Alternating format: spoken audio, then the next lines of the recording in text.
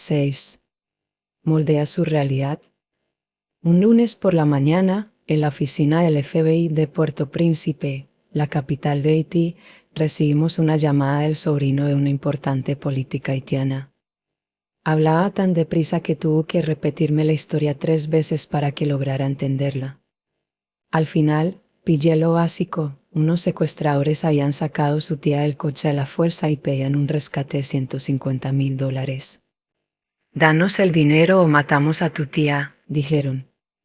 Durante el periodo turbulento y anárquico que siguió al derrocamiento del presidente Jean-Bertrand Aristide, Haití desplazó a Colombia como líder en secuestros del continente americano. De hecho, con cifras de entre 8 y 10 personas secuestradas cada día en un país de 8 millones de habitantes, la nación caribeña ostentaba el dudoso honor de contar con el índice de secuestros más alto del planeta. Durante esta epidemia de raptos y amenazas de muerte, yo estaba al frente de las negociaciones del FBI en secuestros internacionales. Y lo cierto es que nunca había visto algo así. Casi cada hora llegaban a la oficina nuevos avisos e informes de secuestros, cada vez más agresivos, perpetrados en Puerto Príncipe, y a plena luz del día 14 estudiantes secuestrados en un autobús escolar, el misionero estadounidense Philip Snyder atacado en una emboscada con armas de fuego y retenido junto a un chico haitiano al que estaba llevando a Michigan, Estados Unidos, para que lo operaran de la vista, políticos y empresarios haitianos sacados de sus casas en pleno día. Allí no se libraba a nadie. La mayoría de los secuestros tenía el mismo modus operandi: varios individuos con pasamontañas rodeaban una casa o un coche, forzaban la entrada disparando con un arma y capturaban a una víctima indefensa, generalmente una mujer, un niño o una persona mayor.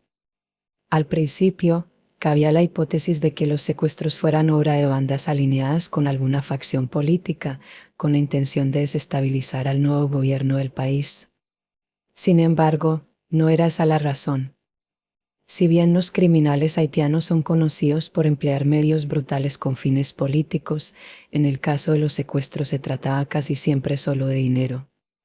Más adelante llegaré a cómo atamos todos los cabos para descubrir quiénes eran los secuestradores y qué querían realmente, una información inestimable cuando se trata de negociar con esta clase de bandas y de ganarles la partida. Pero primero quiero hablar del catalizador de las negociaciones a vida o muerte en las que te lo juegas todo, esto es, de lo poco que acontece realmente en la superficie. Cuando aquel lunes el sobrino de la política secuestrada recibió la llamada de los secuestradores pidiendo un rescate, se quedó tan petrificado que solo podía pensar en una cosa: pagar. Su reacción es lógica. Cuando se recibe una llamada de unos criminales violentos que afirman que matarán a tu tía a menos que les pagues inmediatamente, parece imposible encontrar un punto de ventaja en la situación y tomar la iniciativa. Así que lo mejor es pagar el rescate y que liberen al familiar, ¿no es así? Error. Siempre hay un punto de ventaja. Las negociaciones no son nunca una fórmula lineal, en la que X e Y suman Z.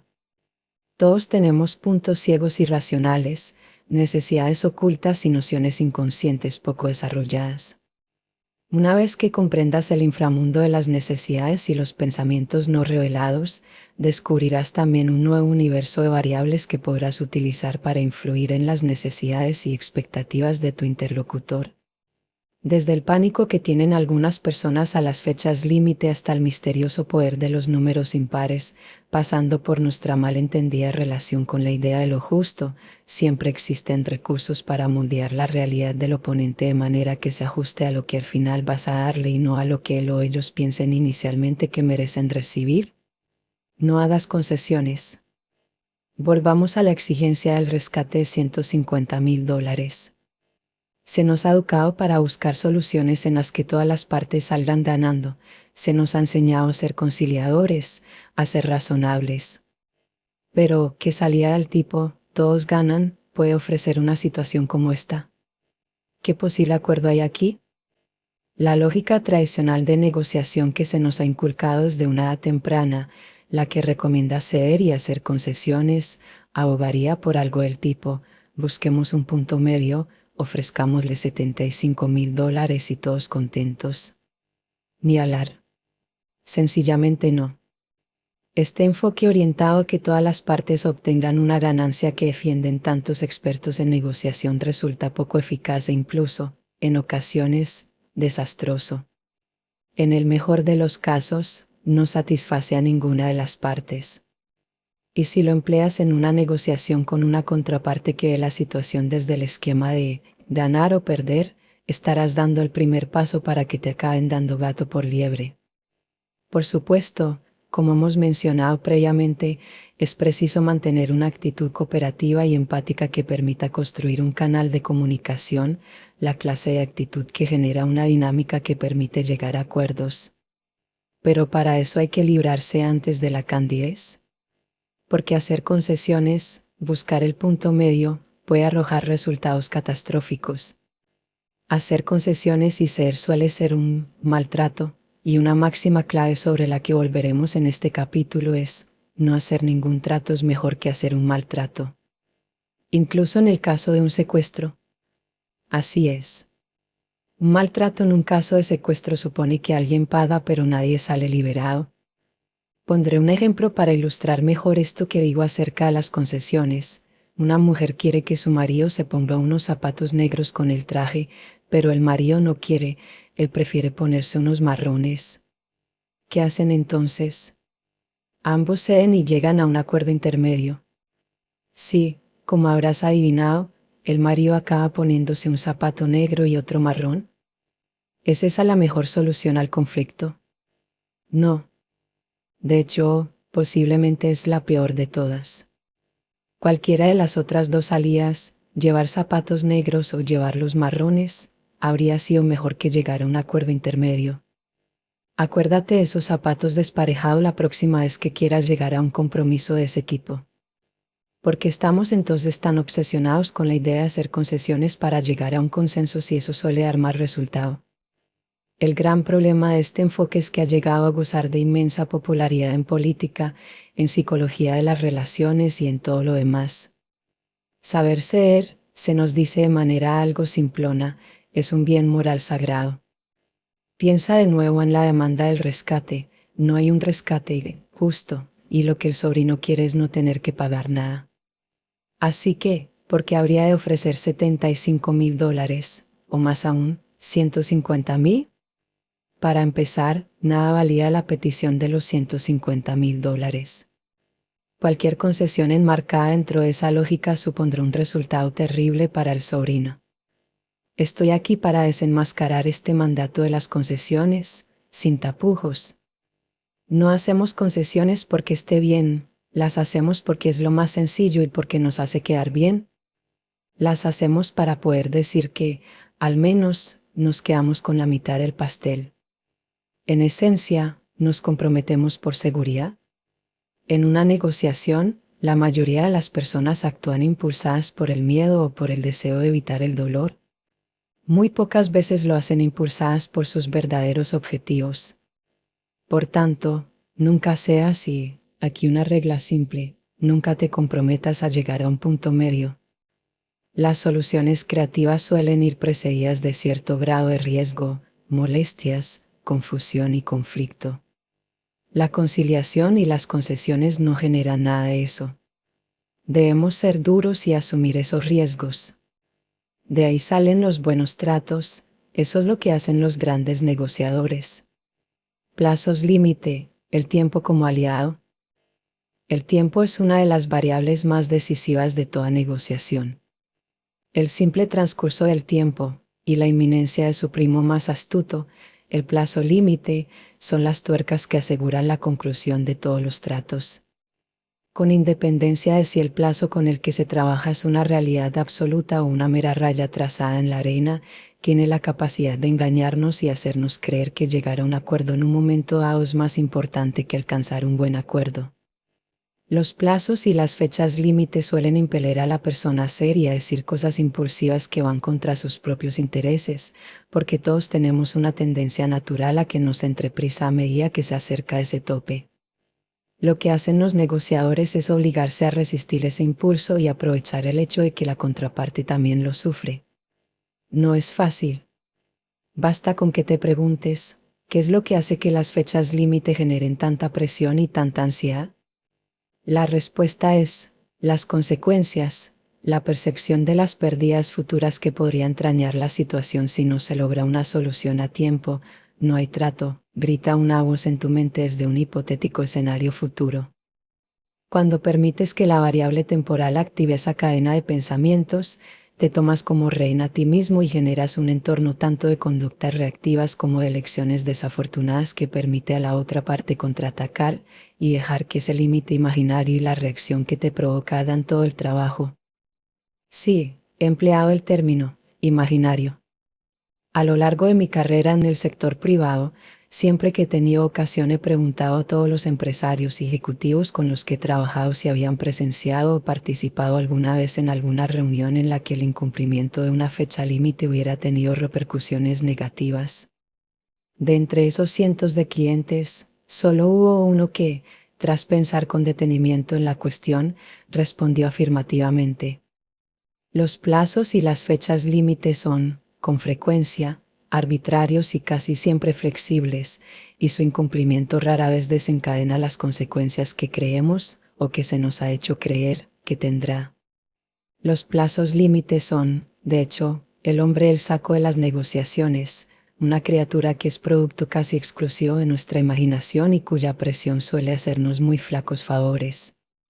El mantra con el que aleccionamos a nuestros clientes es, no hacer ningún trato es mejor que hacer un maltrato.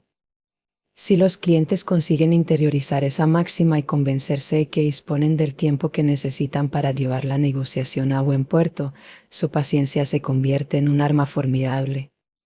Unas semanas después de que estallara el boom de los secuestros en Haití, comenzamos a percibir dos patrones.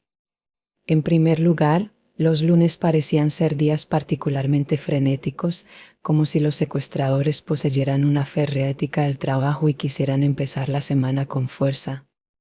Al mismo tiempo, por otra parte, los matones presionaban con más ahínco para recibir el pago a medida que se acercaba el fin de semana. Al principio esto no parecía tener mucho sentido. Sin embargo, al escuchar detenidamente a los secuestradores e interrogar a los rehenes que rescatábamos, descubrimos algo que tenía que habernos parecido obvio: los delitos no tenían una motivación política, en absoluto. Estos secuestradores de andar por casa querían que se les pagase antes del viernes para salir de juerga el fin de semana.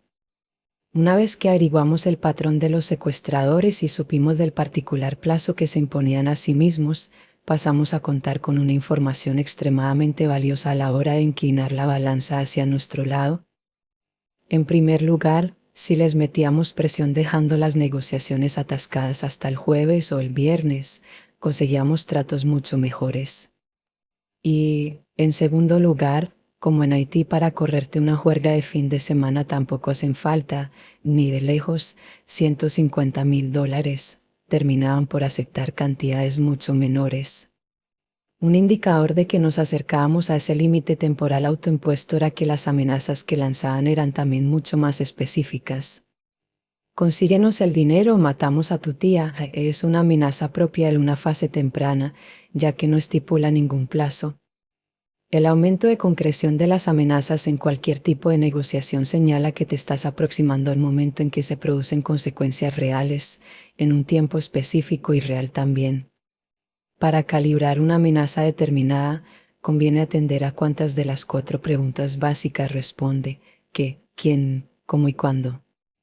La gente que amenaza también genera, consciente o inconscientemente, ambigüedades y resquicios que se pueden explotar al máximo.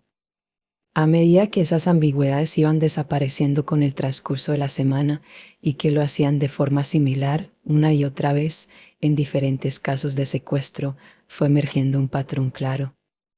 Con esta información en la mano, yo podía esperar que los secuestros se ajustaran, ordenadamente, a ese plazo de unos 4 días. Eso no hacía el trance más agradable para las víctimas, pero sí más predecible, y mucho más barato para las familias extorsionadas. Las negociaciones de secuestro no son el único ejemplo en el que los plazos límite pueden jugar a tu favor. Los vendedores de coches tienden a ofrecer mejores precios a final de mes, cuando se evalúa su número de ventas. Y los comerciales de las grandes empresas trabajan por trimestres y son más vulnerables al final de cada uno de ellos. Sabiendo cómo los negociadores utilizan la información sobre los plazos mentales que maneja la contraparte, parecería que lo más adecuado es mantener siempre los propios en secreto. De hecho, ese es el consejo que dan la mayoría de los negociadores de la vieja escuela. El experto en negociaciones Eric Cohen cuenta en Todo es negociable, su bestseller de 1980, la historia de su primer gran trato comercial. Su empresa lo envió a Japón a negociar con un proveedor y, al llegar, los representantes del proveedor le preguntaron cuánto tiempo pensaba quedarse. Cohen respondió que una semana. Durante los siguientes 7 días, sus anfitriones no dejaron de agasajarlo con fiestas y excursiones, todo menos negociar. De hecho, los representantes no empezaron a hablar en serio de negocios hasta que Cohen estaba a punto de partir. Literalmente, cerraron los detalles del acuerdo en el coche que le llevaba al aeropuerto. Cohen aterrizó en Estados Unidos con la deprimente sensación de que habían jugado con él y de que había cedido demasiado terreno en la negociación por la presión de la marcha. Si pudiera dar marcha atrás, volvería a decirles cuánto tiempo tenía. No, explica Cohen, porque eso les dio una ventaja que él no tenía. Ellos conocían mis plazos, pero yo no conocía los suyos. Esa mentalidad está muy extendida hoy en día. Siguiendo esa sencilla regla de que revelar el tiempo con el que uno cuenta supone una debilidad, la mayoría de los negociadores siguen el consejo de Cohen y ocultan el límite intraspasable que manejan. No obstante, quisiera compartir un pequeño secreto. Cohen y el rebaño de expertos, negociadores que siguen su premisa se equivocan. La presión de los plazos funciona en ambos sentidos. Es muy posible que Cohen estuviera nervioso por lo que su jefe diría si volvía de Japón sin acuerdo. Pero también es verdad que los proveedores tampoco habrían ganado nada dejándolo marchar sin cerrar un trato. Esa es la clave. Cuando la negociación se acaba para una parte, se acaba para ambas. De hecho, el profesor Donald Moore, de la Haas School of Business de la Universidad de California en Berkeley, afirma que ocultar un deadline coloca al negociador en la peor posición posible. En su investigación, Moore ha averiguado que esa ocultación incrementa de manera dramática el riesgo de que se produzca un compás de espera de difícil resolución. Eso se debe a que estar bajo la presión de un límite nos obliga a acelerar las concesiones mientras la otra parte, que piensa que aún tiene tiempo, se muestra firme y pide más. Basta imaginar qué habría pasado si los dueños de la NBA no hubieran revelado a los jugadores en huelga el límite que se habían fijado durante las negociaciones sobre los contratos.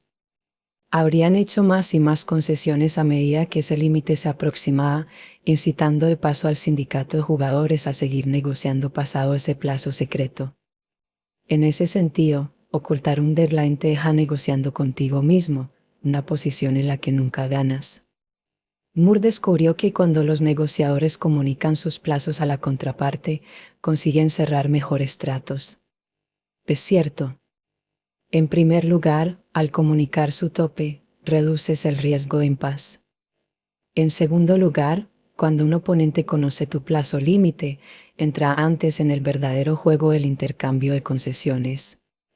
Me gustaría hacer un último comentario al respecto antes de continuar. Los plazos límite casi nunca son intocables. Lo más importante es sumergirse en el proceso y ser capaz de intuir durante cuánto tiempo puede prolongarse. Siempre se pueden lograr más cosas de las que permitiría el tiempo fijado antes de agotarse. Nada es justo. Durante la tercera semana de mi curso sobre negociación siempre practicamos mi juego favorito, que consiste en mostrar a los alumnos lo poco que se conocen a sí mismos. Lo sé, soy cruel. Se llama el juego del ultimátum, y funciona así: los alumnos se dividen por parejas. Les explico que uno hace la propuesta y el otro la acepta o no, y les doy $10 para hacer la oferta. Quien hace la propuesta tiene que ofrecer una cifra redonda a la otra parte. Si éste acepta, recibe lo que le han ofrecido, mientras que el ofertante se queda con el resto. Si la rechaza, entonces ninguna de las partes recibe nada y yo recupero mis $10. Que ganen y se queden el dinero, que pierdan y me lo tengan que devolver es irrelevante, excepto para mi cartera. Lo importante aquí es la oferta que hacen. Lo más chocante de todo es que, casi sin excepción, sea cual sea el acuerdo que llega cada pareja, el resultado no es coincidente. No importa si han decidido repartirse los $10 6-4, 5-5, 7-3, 8-2, etc., cuando miran a su alrededor, los participantes descubren con sorpresa que ninguna forma de reparto predomina sobre otra de manera notable. En algo tan sencillo como repartirse $10 que se han encontrado, no existe consenso sobre qué constituye un reparto justo y racional. Después de llevar a cabo este pequeño experimento, me dirijo a la clase y digo una cosa que no les gusta oír: el razonamiento empleado por cada uno de ellos ha sido irracional y emocional al 100%. ¿Cómo? Dicen siempre. Pero sí ha sido una decisión racional. Después explico por qué se equivocan. En primer lugar, ¿cómo es posible que todos hayan actuado racionalmente si los ejemplos de oferta son tan variados? He ahí la cuestión: ¿la conducta no ha sido racional? Simplemente han asumido que la otra parte razonaría del mismo modo. Si entablas una negociación pensando que quien está al otro lado piensa como tú, estás cometiendo un error, les digo. Eso no es empatía, es proyección. Luego les aprieto un poco más. Porque ninguno de los ofertantes ofreció a la otra parte $1, que es la oferta más beneficiosa para ellos desde un punto de vista racional y también, según la lógica, difícil de rechazar para la otra parte. Y si alguien ha ofrecido $1 y su oferta ha sido rechazada, lo que también sucede, porque la otra parte no ha querido aceptarla. Todos aquellos que han ofrecido algo distinto a $1 han hecho una propuesta emocional, explico, y en el caso de aquellos a quienes sí os han ofrecido $1 y lo habéis rechazado, ¿desde cuándo es mejor no recibir nada que recibir $1? ¿Acaso las leyes de la economía han cambiado de repente? Este problema sacude la visión que los alumnos tienen de sí mismos como agentes racionales. Ninguno lo somos completamente. Todos actuamos de forma irracional y emocional. La emoción es un componente intrínseco de la toma de decisiones y no tener eso en cuenta es un riesgo. Aceptarlo, no obstante, suele ser un duro golpe para la mayoría de la gente. En el error de Descartes. La razón, la emoción y el cerebro humano, el neurocientífico Antonio Damasio exponía un sorprendente hallazgo. Trabajando con personas que habían sufrido daños en la parte del cerebro en la que se generan las emociones, descubrió que todas tenían algo en común: ninguna podía tomar decisiones. Eran capaces de describir lo que tenían que hacer en términos lógicos, pero les resultaba imposible tomar la más sencilla de las decisiones. En otras palabras, si bien apelamos a la lógica para tomar una decisión racionalmente, el hecho de decidir en sí está gobernado por la emoción. La palabra justo, porque es tan poderosa. ¿Cuándo y cómo usarla? La palabra más poderosa en toda negociación es justo. Como seres humanos, estamos enormemente condicionados por si sentimos o no que se nos trata con el respeto que merecemos. Las personas cumplen los acuerdos cuando sienten que se les trata con justicia y los rompen cuando piensan que ese no es el caso. Una década de estudios mediante neuroimagen ha demostrado que la actividad neuronal humana, sobre todo la que se produce en la corteza insular, donde se regulan las emociones, refleja el grado de injusticia que se percibe en las interacciones sociales. Hasta los primates están cerebralmente programados para rechazarla. En un famoso estudio, se les asignó una misma tarea a dos monos capuchinos, pero a uno de ellos se le recompensó con uvas dulces y al otro con pepinos. En respuesta a tamaña injusticia, el mono que había recibido pepinos se puso, literalmente, de muy mala uva. Años de experiencia con el juego del ultimátum me han demostrado que la mayoría de los participantes a los que les toca escuchar la propuesta rechazan cualquier oferta por menos de la mitad del importe en juego. Ni qué decir tiene que si les ofrecen solo una cuarta parte se sienten insultados. Casi todos tienden a optar por una elección irracional y prefieren perder $1 antes que aceptar una oferta irrisoria, porque el valor emocional negativo que tiene lo que se percibe como algo injusto se impone al valor positivo objetivo que tiene el dinero. Esta reacción irracional a la injusticia se hace extensible también a todos los acuerdos económicos serios. ¿Recuerdas el gran trabajo que hizo Robin Williams poniendo voz al genio de Aladino, la película de Disney? Como la película le parecía una buena ocasión para dejar un legado bonito para sus hijos, contaba Williams, renunció a su astronómico caché de $8 millones y la hizo por $75,000. Pero entonces sucedió algo que no había previsto. La película se convirtió en un éxito de taquilla que llevó a recaudar $504 millones. Williams se puso hecho un basilisco. Si contemplamos este episodio a la luz del juego del ultimátum, descubrimos que no era el dinero en sí lo que cabreaba a Williams, sino la percepción de una gran injusticia. No se quejó de su contrato hasta que Aladino se convirtió en un fenómeno, y solo entonces él y su agente empezaron a clamar al cielo por el sablazo que decían que les habían dado. Por suerte para Williams, Disney quería que su estrella estuviera contenta y, después de señalar lo obvio, que Williams había firmado un contrato y de muy buen grado, la productora tuvo el espectacular detalle de enviarle un cuadro de Picasso valorado en $1 millón.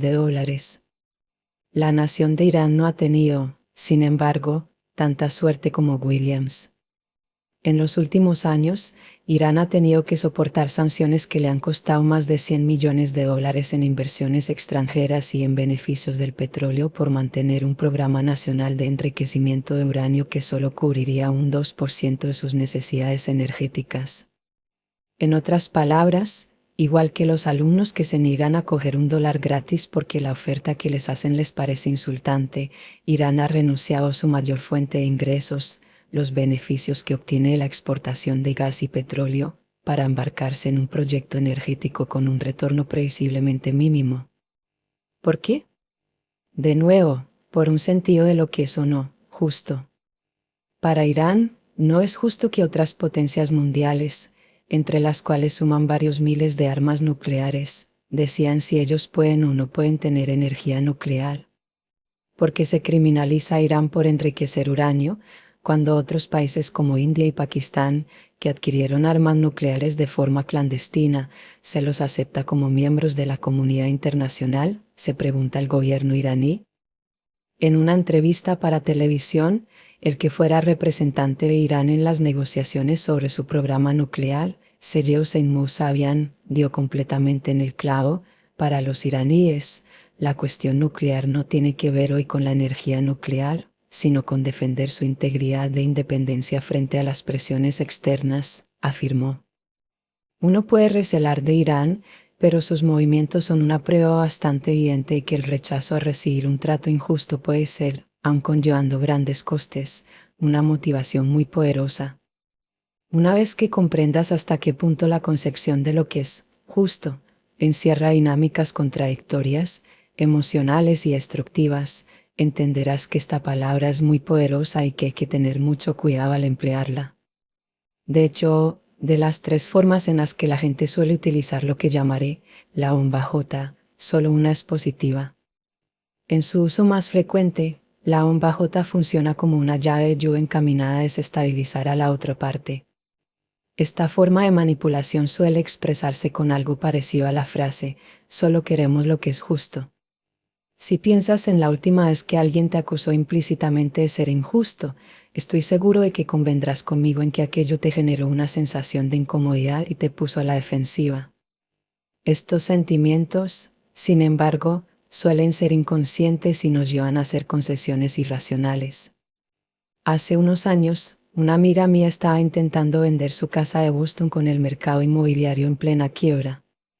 La oferta que le hacían por ella era mucho más baja de lo que pedía y suponía perder mucho dinero con la venta. Llevada por una sensación de frustración, dejó caer la bomba J sobre el potencial comprador. Solo pedimos lo que es justo, dijo.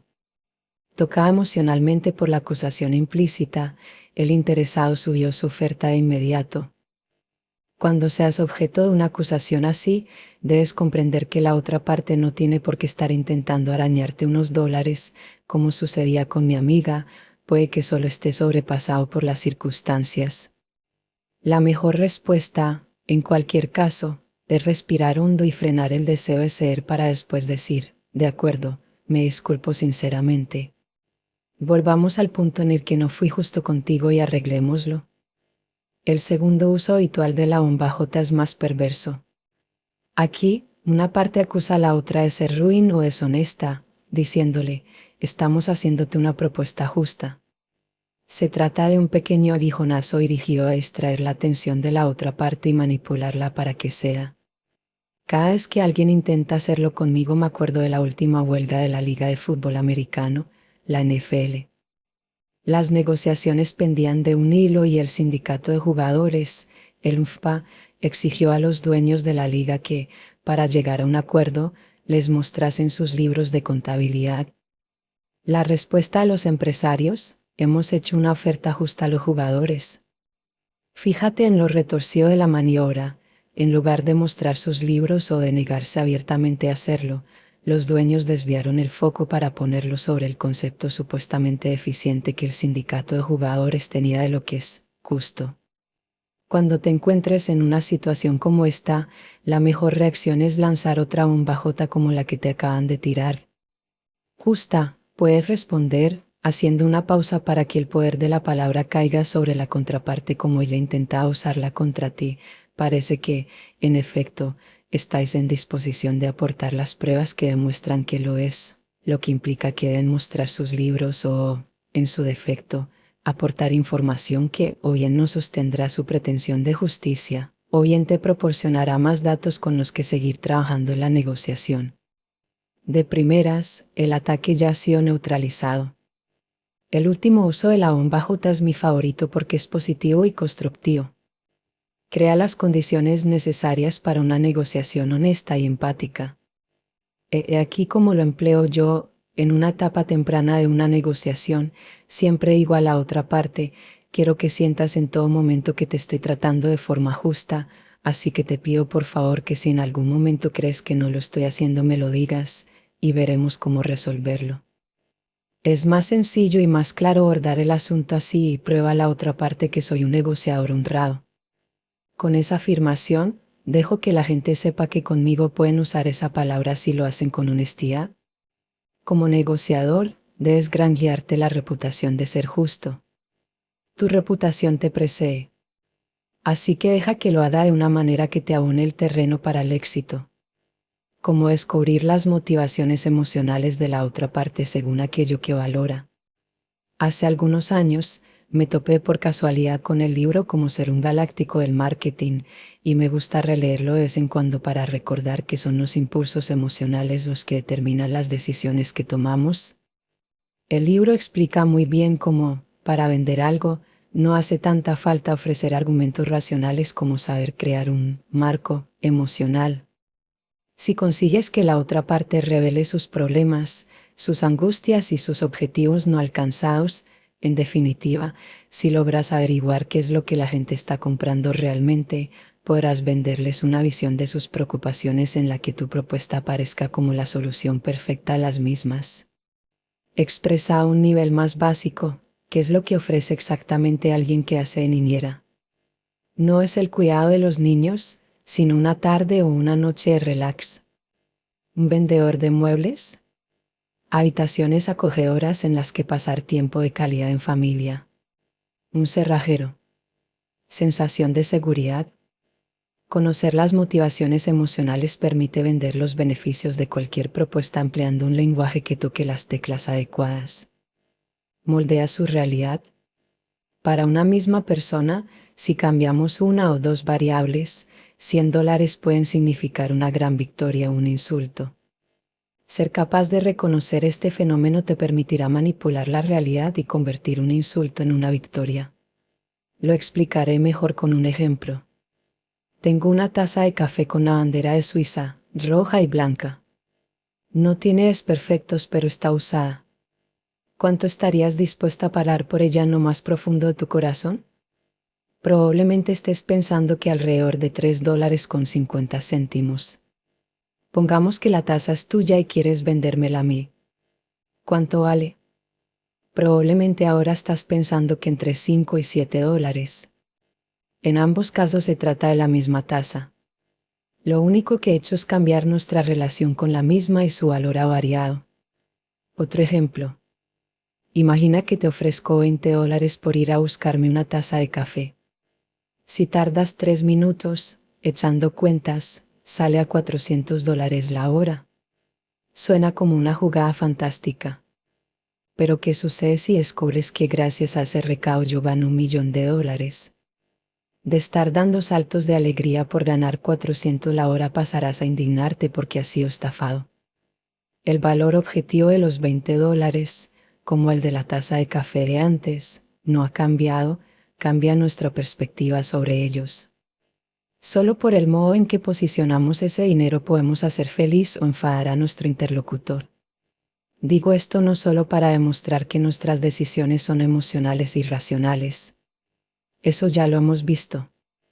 Lo que quiero señalar es que el hecho de que nuestras decisiones sean en gran medida irracionales no implica que no existan patrones, principios y reglas consistentes detrás de nuestra conducta. Y una vez que se conocen esos mecanismos mentales, se puede aprender cómo influir sobre ellos. La mejor teoría de la que disponemos para describir los principios que guían nuestras decisiones irracionales es, con mucho, la teoría prospectiva. Desarrollada en 1979 por los psicólogos Daniel Kahneman y Amos Tversky, la teoría prospectiva describe cómo elegimos entre opciones que comportan riesgos, como sucede en una negociación. Las personas preferimos las certezas a las probabilidades, incluso cuando lo probable comporta una opción más atractiva. A eso se lo llama efecto de certeza. Del mismo modo, tendemos a asumir más riesgos para evitar pérdidas que para conseguir ganancias. A eso se lo llama aversión a la pérdida. Esa es la razón por la que personas que, estadísticamente, no tienen ninguna necesidad de contar con un seguro se lo hacen de todos modos. O considera lo siguiente: una persona a la que se le informa de que tiene un 95% de posibilidades de recibir $10.000 o un 100% de recibir 9.499 tenderá por lo general a no correr riesgos y aceptar la opción segura. Al mismo tiempo, si a esa misma persona se le dice que tiene un 95% de posibilidades de perder $10.000 o un 100% de perder 9.499, elegirá sin embargo la opción opuesta, arriesgándose con la opción del 95% con la esperanza de evitar cualquier pérdida. La posibilidad de pérdida y la aversión que genera incita a una asunción de mayores riesgos que la de una ganancia idéntica. En las páginas siguientes expondré varias tácticas relacionadas con la teoría prospectiva que pueden emplearse en beneficio propio. Pero primero quisiera exponer una lección crucial de la aversión a la pérdida. En una negociación dura no basta con demostrar a la otra parte que estás en disposición de darle lo que quiere. Para ganar ventaja, debes persuadirla de que perderá algo concreto si la negociación se rompe. 1. Ancla las emociones ajenas. Para moldear la realidad de la otra parte, debes empezar por los aspectos más básicos de la empatía. Así que conviene empezar con una autoacusación que demuestre que te haces cargo de todos sus miedos. De este modo, anclando sus emociones previendo una pérdida, puedes potenciar su respuesta de aversión a la pérdida, de manera que en cuanto tengan una oportunidad de evitarla, se lancen a por ella. En mi primer proyecto como consultor tras dejar el FBI, tuve el honor de formar al equipo nacional de negociadores de rescates de los Emiratos Árabes. Desgraciadamente, el prestigio de la tarea se vio deslucido por problemas con el contratista general. Yo operaba como subcontrato. La situación se complicó de tal manera que me vi obligado a contactar con los proveedores con los que ya había firmado un acuerdo y que normalmente ganan $2.000 al día, para decirles que, durante varios meses, solo iba a poder ofrecerles $500. Sabía cómo reaccionarían si se lo decía directamente, se reirían en mi cara y me mandarían a paseo. Así que llamé a cada uno de ellos y les solté de buenas a primeras una autoacusación. Tengo que hacerte una propuesta malísima, les decía, y esperaba que me pidieran que continuara. Cuando cuelgues vas a pensar que soy un empresario muy cutre. Vas a pensar que no tengo ni idea de planificar ni de presupuestar. Vas a pensar que Chris Voss es un bocazas. Su primer proyecto fuera del FBI y mete la pata. No sabe dirigir una operación. Puede que incluso me haya mentido. Después, una vez que haya anclado sus emociones en un campo minado de bajas expectativas, jugaba con su aversión a la pérdida. Aún así, prefiero hacerte la propuesta a ti antes de tantear a otros. Súbitamente, la llamada no iba de que les iba a rebajar la oferta de $2,000 a $500, sino de no perder esos 500 que acabarían en manos de otra persona. Todos y cada uno de ellos aceptaron la propuesta. No hubo contraofertas ni quejas.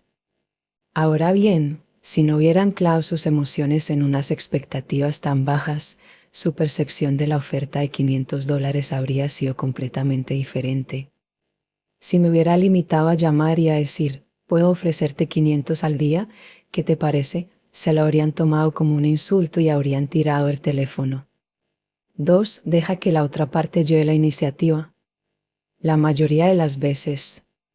Las ventajas de anclar las emociones de la otra parte a la hora de moldear su realidad son claras. Pero hablar el primero no es necesariamente lo mejor cuando se trata de negociar un precio. Cuando el famoso director de cine Billy Wilder se reunió con el también célebre autor de novela negra Raymond Chandler para escribir el clásico de 1944 Perdición, Chandler era nuevo en Hollywood. Pero llegó a la cita preparado para negociar y fue él quien hizo la primera oferta a Wilder y al productor de la película. Se tiró un farol, pidió $150 a la semana y avisó a Wilder de que le llevaría unas 3 semanas terminar el proyecto. A Wilder y al productor les costó no partirse de risa allí mismo, ya que habían planeado pagar a Chandler $750 a la semana y sabían que se tardaban meses en escribir el guión de una película. Afortunadamente para Chandler, Wilder y el productor valoraban su relación con él en algo más que unos cientos de dólares, así que se apiadaron del novelista y le consiguieron un agente para que le representara en las negociaciones. De manera similar, un alumno mío llamado Jerry patinó olímpicamente en una negociación de salario por tomar la iniciativa. Tengo que decir que esto sucedió antes de que fuera alumno mío. En una entrevista con una compañía financiera de Nueva York, pidió un salario de $110,000, en gran parte porque eso representaba para él una subida de un 30%. Solo después de empezar a trabajar allí supo que la compañía pagaba de entrada a todo el mundo de su mismo programa un mínimo de $125,000. Por eso sugiero ceder la iniciativa a la otra parte a la hora de anclar las negociaciones económicas. La cuestión es que ninguna de las partes maneja toda la información. Eso implica que nunca sabrás lo suficiente para exponerte con confianza. Esto es especialmente cierto cuando uno ni siquiera conoce el valor de mercado de aquello que está vendiendo o comprando, como le sucedía a Jerry o a Chandler. Al dejarles lanzar ese punto de anclaje primero también dejas espacio para la suerte. He estado en muchas negociaciones en las que la primera oferta de la otra parte era más alta que la cifra final que yo tenía en la cabeza.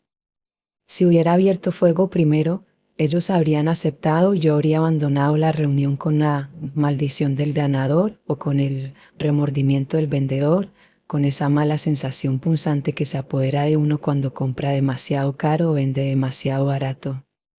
Dicho lo cual, también hay que ser muy cuidadoso cuando se deja a la otra parte echar el ancla primero.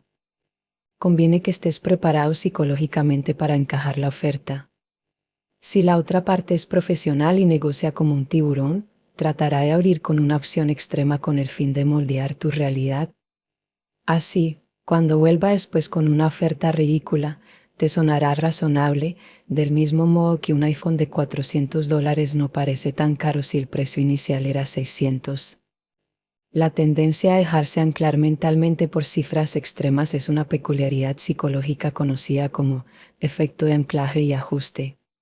Diversos estudios han demostrado que las personas tienden a realizar ajustes a partir de puntos de referencia iniciales. Por ejemplo, la mayoría de la gente, al echar un vistazo a la operación 8x7x6x5x4x3x2x1 le atribuyen un resultado más alto que el que atribuyen al mismo producto si los factores figuran en orden inverso. Eso se debe a que concentramos nuestra atención en los primeros números y luego hacemos una extrapolación. Eso no equivale a no hay que tomar nunca la iniciativa. Reglas como esas son fáciles de recordar, pero, como la mayoría de los enfoques simplistas, no siempre son un buen consejo. Si estás tratando con un novato, tendrás la tentación de hacer de tiburón y lanzar un punto de anclaje extremo desde el principio.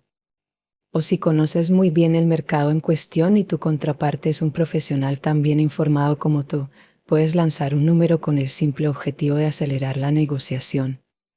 Este es mi consejo personal sobre si conviene o no ser el tiburón que se come a una contraparte novata.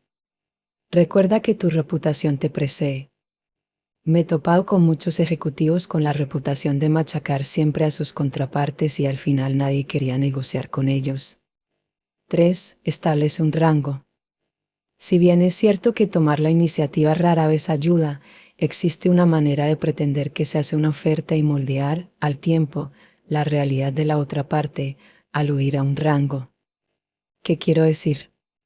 Cuando se te exija que fijes tus términos o tu precio, lo mejor es contraatacar con una proposición similar que establezca un terreno de juego, pero el mejor terreno de juego que puedas pensar. En lugar de decir, valgo $110,000, Jerry podría haber dicho, en otras empresas líderes como la Corporación X, en este puesto se está cobrando entre $130,000 y $170,000. De este modo, dejas claro tu argumento sin poner a la otra parte a la defensiva, al tiempo que la obligas a ampliar su perspectiva y a subir su oferta. Hay estudios que demuestran que, frente a los puntos de anclaje extremos, las personas tendemos inconscientemente a ajustar nuestras expectativas atendiendo la cifra inicial. Muchas incluso se lanzan a por el precio límite que tenían pensado.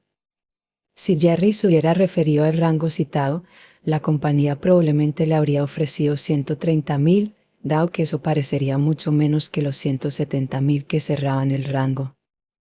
En un estudio reciente, psicólogos de la Columbia Business School descubrieron que aquellos solicitantes que mencionaban un rango salarial en las entrevistas de trabajo acaban ganando considerablemente más que quienes pedían una cifra exacta, sobre todo si el rango era un rango al alza, cuya cifra inferior era precisamente la que de hecho tenían pensado cobrar.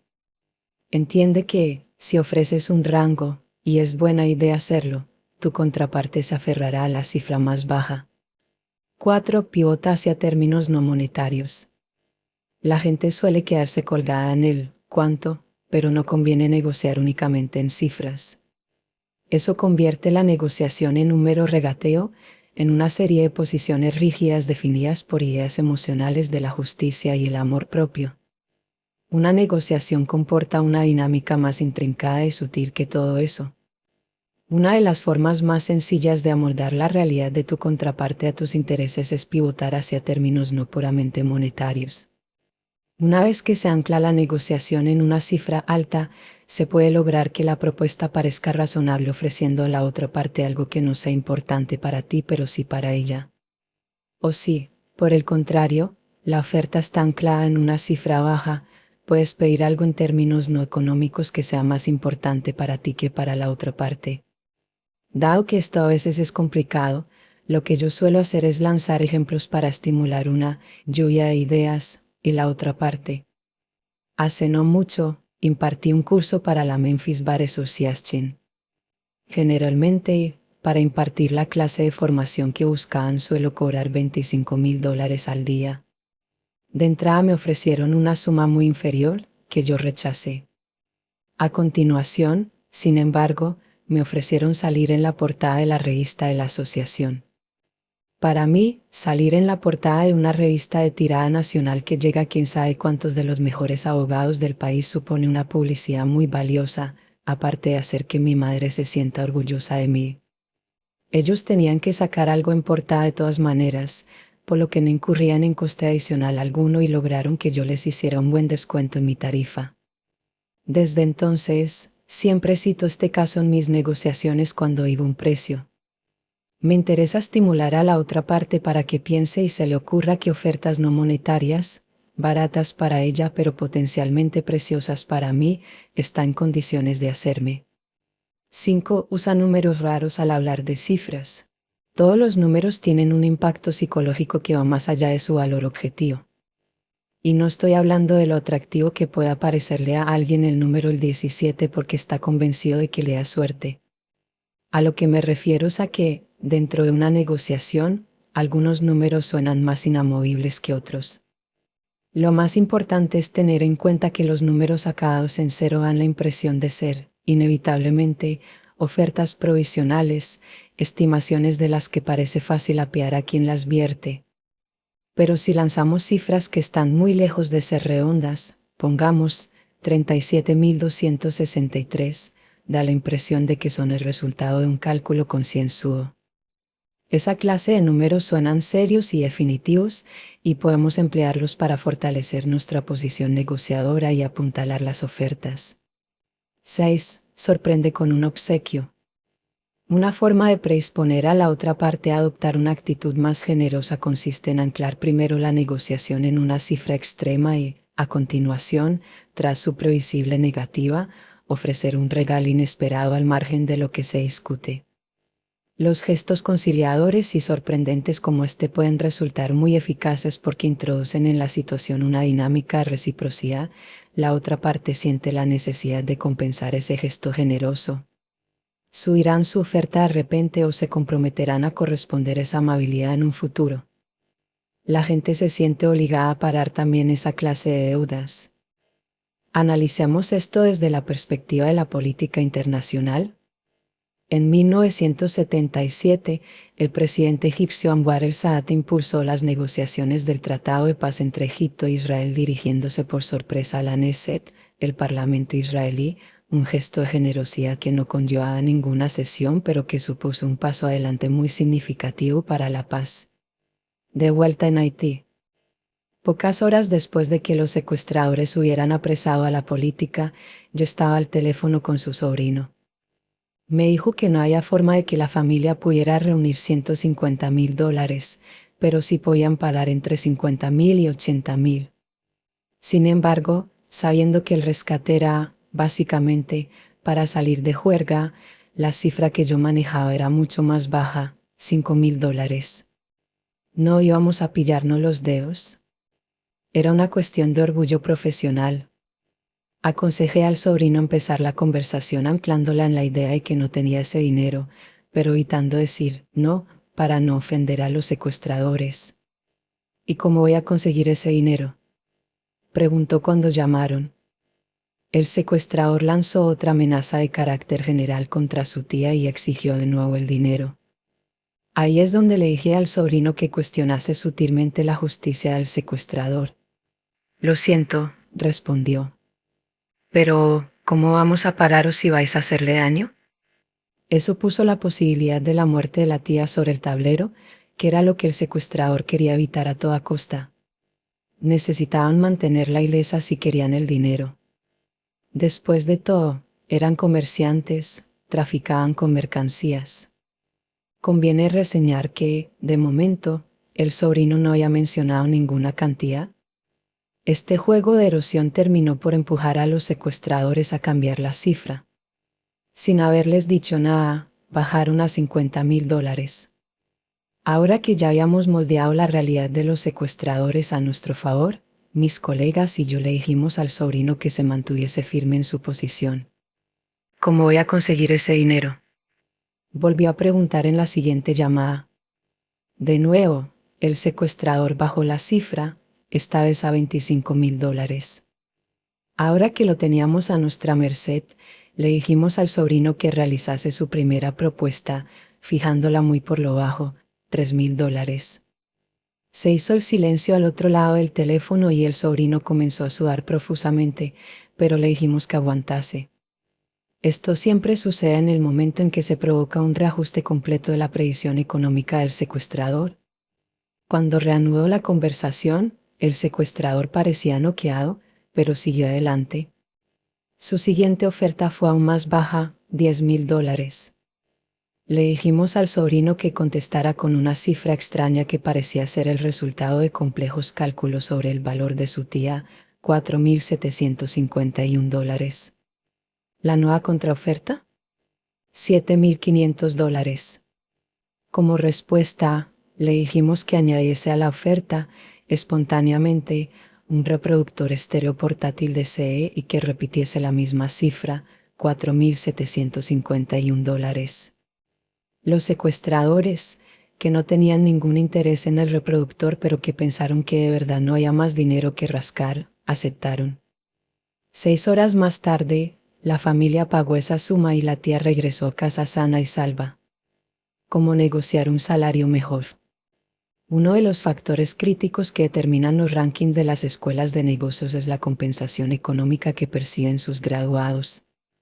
Por eso, en cada curso de MBA que imparto, les digo a mis alumnos que mi objetivo es subir yo solito el puesto que su escuela ocupa en el ranking. ¿Cómo? Enseñándoles a negociar un salario mejor. Suelo dividir el proceso en 3 partes que configuran la dinámica de este capítulo, de modo que no solo te ayuden a conseguir más dinero, sino también a que tu jefe pelee por conseguírtelo. Sea amable pero persistente en términos no salariales.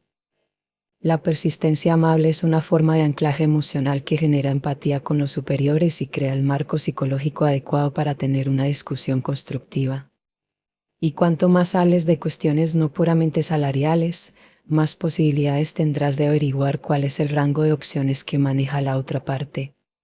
Si un jefe no puede satisfacer una demanda no salarial, tal vez incluso intente compensarlo ofreciendo más dinero, como hicieron con una antigua alumna mía, que era estadounidense pero ya nació en Francia. La chica insistía en pedir, con una gran sonrisa siempre, una semana más de vacaciones de lo que la empresa solía conceder. Ella era francesa, decía, y eso era lo que la gente tenía en Francia. La empresa que la contrataba no podía hacer nada en el tema de las vacaciones, pero dado que era tan fastidiosamente encantadora y como consecuencia de que había introducido una variable no monetaria, terminaron por ofrecerle un aumento de sueldo a cambio. Proponer condiciones salariales sin definir objetivos es una ruleta rusa. Una vez que hayas negociado un salario, es importante definir cuáles son los objetivos que marcarán el éxito de tus funciones, así como el plazo de un próximo aumento. Eso es bueno para ti y al jefe le sale gratis, como le salía a aquella asociación hostelera a ofrecerme salir en la portada de una revista. Es una forma de conseguir un compromiso para un futuro aumento y, al definir el éxito del propio rendimiento en relación con la supervisión del jefe, conduce directamente al siguiente paso. Estimula su interés por tu éxito y hazte con un mentor no oficial. Recuerda aquella idea de tratar de averiguar qué es lo que la otra parte está comprando realmente.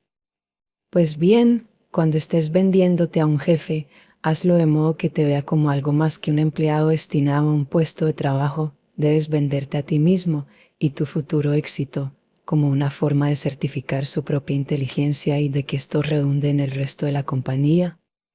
Asegúrate de que sabe que serás un estandarte de lo que él representa. Una vez que hayas moldeado su realidad para que te considere su embajador, estará interesado en favorecer tu éxito. Pregunta: ¿qué hace falta para tener éxito aquí? La pregunta es muy similar a las que sugieren muchos departamentos de orientación profesional en los MBA, pero no exactamente la misma. Y lo decisivo aquí son precisamente las palabras que se utilizan. Los alumnos de los cursos que imparto en programas de MBA que han hecho esta pregunta en entrevistas de trabajo han logrado suscitar siempre el interés de los entrevistadores. Nunca nos habían preguntado eso, suelen responder, y a continuación el entrevistador ofrece una respuesta larga y detallada. La clave es que, cuando alguien te da un consejo, te observará después para comprobar si lo sigues o no. Tendrá un interés personal en tu éxito. Así que lo que has hecho es reclutar a tu primer mentor no oficial. Para mostrar cómo puede hacerse esto rayando la perfección, no se me ocurre mejor ejemplo que mi antiguo alumno Ángel Prado. Cuando estaba terminando su MBA, Ángel fue a hablar con su jefe y comenzó a preparar el terreno para negociar nuevas condiciones tras acabar el máster que su empresa le estaba pagando. Durante su último semestre, estableció un anclaje poco específico, una suerte de rango, sugiriendo a su jefe que, una vez que completase el programa y la compañía hubiera terminado de pagarlo, costaba unos $31,000 al año, ese dinero debería ir a parar a él en forma de salario. Su jefe no se comprometió, pero Ángel fue educadamente persistente sobre el asunto y logró que la idea se anclara en la mente de su superior. Después de la graduación, Ángel y su jefe tuvieron la reunión decisiva. Con tono asertivo y tranquilo, Ángel sacó un tema no monetario para desplazar el foco de la pregunta, ¿cuánto? En lugar de ello pidió una nueva denominación para su cargo. Su jefe acordó de buen grado que otorgarle una nueva función tras su reciente titulación era algo lógico. Llegados a ese punto, ambos definieron cuáles serían las funciones y responsabilidades del nuevo cargo, fijando, de ese modo, cómo se mediría el éxito de su rendimiento. A continuación, Ángel tomó aire y se calló, con el fin de que fuera su jefe quien lanzase la primera cifra. Al final, lo hizo. Curiosamente, la cantidad que mencionó demostró que la educada persistencia de Ángel por fijar una referencia había funcionado. Su jefe propuso subir $30,000 el salario base de Ángel, lo que implicaba un aumento de casi un 50%. Pero Ángel no era ningún negociador novato, no después de haber asistido a mis clases. Así que, en lugar de atascarse en el cuánto, siguió hablando, apelando al lado emotivo de su jefe y empatizando con su situación. En ese momento la empresa estaba atravesando un periodo difícil de negociaciones con sus inversores. Después, Ángel solicitó cortésmente levantarse un momento para imprimir la descripción del puesto tal como la habían acordado. Esta pausa creó una sensación de urgencia en su jefe al apuntar hacia un cierre inminente del acuerdo, dinámica que Ángel supo explotar cuando regresó a la mesa de negociación con el preacuerdo impreso. En el pie del documento añadió la cantidad que él solicitaba, $134,500 a $143,000. Con ese pequeño movimiento, Ángel condensó varias de las lecciones incluidas en este capítulo. Las cifras impares y no redondas brindaban la apariencia de una propuesta rigurosamente meditada. Las cantidades, además, eran altas, lo que impulsaron una natural tendencia del jefe a proponer directamente la cantidad límite que tenía pensada al verse frente a unas referencias tan elevadas. Y la propuesta era, también, un rango, lo que hacía parecer a Ángel menos agresivo y que la cantidad más baja del rango fuese más razonable en comparación con el límite superior. A tenor del lenguaje corporal del jefe, arqueando mucho las cejas, parecía obvio que la propuesta le había chocado. Pero surtió el efecto deseado. Después de hacer varios comentarios sobre la descripción del puesto, contraatacó con otra cifra, $120,000. Ángel no dijo ni sí ni no en ese momento, sino que siguió hablando y reforzando el ambiente de empatía. Así, de repente, a mitad de una frase, como salía de la nada, su jefe ofreció otra cifra más, $127,000. Con su jefe negociando con nadie más que consigo mismo, Ángel dejó fluir la situación. Finalmente, su jefe terminó por aceptar los $134,500, que Ángel empezaría a cobrar en 3 meses, supeditados a la aprobación del consejo directivo. Como guinda del pastel, Ángel utilizó la palabra justo, en sentido positivo. Me parece justo, dijo. Y después vendió el aumento a su jefe como una suerte de matrimonio en el que su jefe actuaría como mentor. Le estoy pidiendo el aumento a usted, y no al consejo directivo, y para mí es suficiente con que usted esté de acuerdo, remachó. ¿Y cómo respondió el jefe a su nuevo embajador? Pelearé por conseguirte este salario. Así que sigamos el ejemplo de Ángel y hagamos que nos llueva el dinero. Lecciones clave. Comparadas con las herramientas analizadas en los capítulos anteriores, las técnicas expuestas en este parecen más concretas y fáciles de usar. Sin embargo, hay personas que se resisten a emplearlas porque les parecen formas de manipulación. Si se trata de moldear la percepción de la realidad que tiene la otra parte, debe ser necesariamente manipulación, ¿no? En respuesta a eso, lo único que puedo decir es que estas herramientas las utilizan los mejores negociadores porque lo que hacen es reconocer la psique humana tal como es. Somos animales emocionales e irracionales que se comportan de manera emocional y racional conforme a patrones predecibles. Explotar ese conocimiento es, precisamente, algo racional. A medida que aprendas a usar estas herramientas en la vida diaria, conviene que recuerdes las siguientes lecciones clave. Toda negociación está definida por una densa red subterránea de deseos y necesidades. No te dejes engañar por las apariencias. Una vez que se descubrió que los secuestradores de Haití solo querían el dinero para correrse una juerga, se les sacó kilómetros de ventaja. Ceder para llegar a un punto medio implica terminar llevando un zapato negro y otro marrón, así que no seas. Los puntos medios suelen comportar tratos insatisfactorios para ambas partes. La inminencia de los plazos límite urge a las personas a tratar de cerrar cuanto antes la negociación y hacer cosas impulsivas que van contra sus intereses. La bomba J, el término justo, es un concepto con gran valor emocional que la gente suele explotar para poner a la otra parte a la defensiva y lograr que haga concesiones. Si la otra parte lanza esa bomba, no caigas en la trampa. En lugar de ello, pregúntale por qué afirma que está siendo injusto con ella. Es posible moldear la realidad de la otra parte fijando su punto de partida. Antes de hacer una oferta, puedes anclar emocionalmente su predisposición haciéndole creer que va a recibir una oferta pésima. Cuando llegue el momento de ofrecer una cifra, se fija una referencia extrema para hacer que la oferta real parezca más razonable, o se ofrece un rango para parecer menos agresivo. El valor real de cualquier cosa depende del punto de vista desde el que se observe. Los seres humanos tendemos a asumir más riesgos a la hora de evitar pérdidas que a la hora de obtener ganancias. Asegúrate de que la contraparte es consciente en todo momento de lo que puede perder si permanece inactiva.